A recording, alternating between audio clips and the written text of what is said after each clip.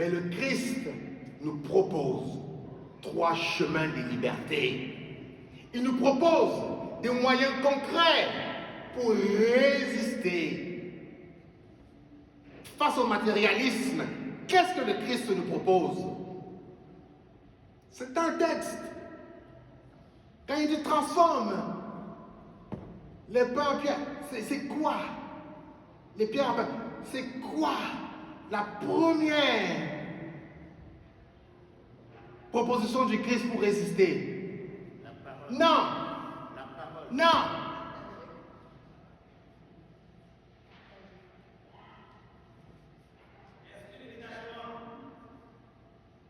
Merci. Esprit de détachement. Autrement dit, il nous invite à jeûner. À jeûner. À revoir nos besoins. Est-ce que j'ai vraiment besoin de ça? Je peux jeûner de ça. Je peux me passer de ça. Autant pour le matériel, autant pour certaines relations toxiques. Le jeûne, c'est ça. Ce n'est pas seulement un jeûne de nourriture. Ce n'est pas seulement une privation de nourriture. C'est un jeûne, une privation, une scission avec ce qui, dans ma vie, prend tout mon temps et m'éloigne de Dieu. Occupe la majeure partie de mon temps. Le détachement, le jeûne. Voilà le vrai sens du jeûne. Face à cette tentation de toujours vouloir tout dans l'immédiat, jeûner de l'immédiateté pour gagner la patience, pour gagner la confiance, pour s'abandonner, pour laisser Dieu être Dieu en nous, dans nos vies. Et la deuxième proposition du Christ, c'est la parole. Avez-vous remarqué? Le Christ maîtrise l'Écriture. Il maîtrise à chaque tentation du diable et trouve et donne une parole extraite de l'Écriture. Le Christ n'est pas un improvisateur ou un improviseur. Il n'improvise pas. Il ne fait pas de l'improvisation. Le Christ s'est nourri de la parole et il est capable, à partir de la parole à laquelle il s'est nourri, de répondre, de discerner le vrai du faux, de discerner le bien du mal, ce qui vient de Dieu et ce qui n'est pas de Dieu. Si nous ne fréquentons pas la parole, si nous ne marchons pas la parole, si nous ne nous nourrissons pas de la parole, nous sommes perdus dans cette société-là qui nous offre toutes sortes de propositions où nous courons le risque d'être dispersés.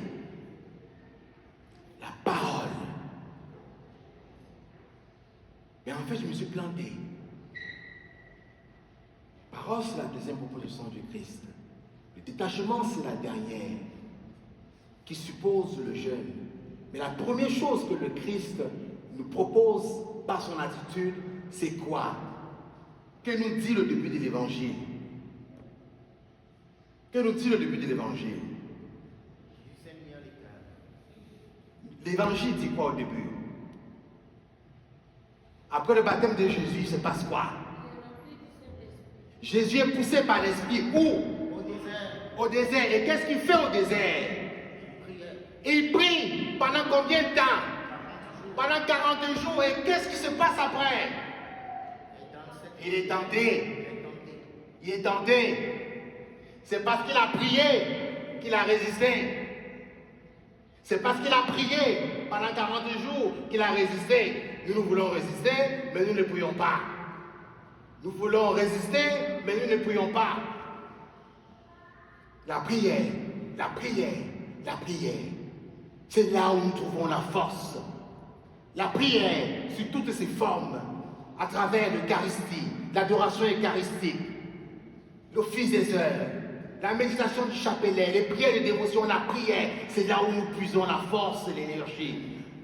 Tout au long de ces 40 jours, ce temps de carême, nous sommes invités à laisser une grande place à la prière. Sans la prière, nous ne pourrons pas résister. La prière.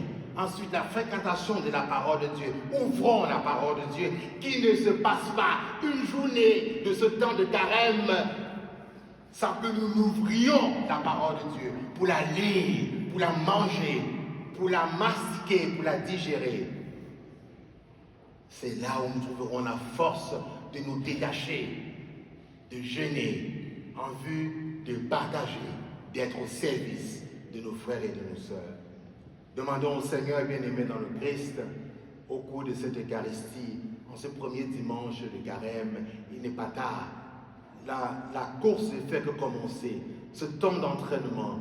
Demandons-lui la grâce bien-aimée dans le Christ de redécouvrir l'intimité de la prière dans nos vies,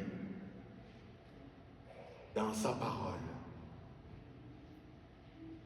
et dans le vrai jeûne du cœur pour lui laisser toute la place, lui le ressuscité qui frappe à la porte de nos cœurs, veut y entrer pour y demeurer avec son Père et l'Esprit. Amen. Amen. Amen.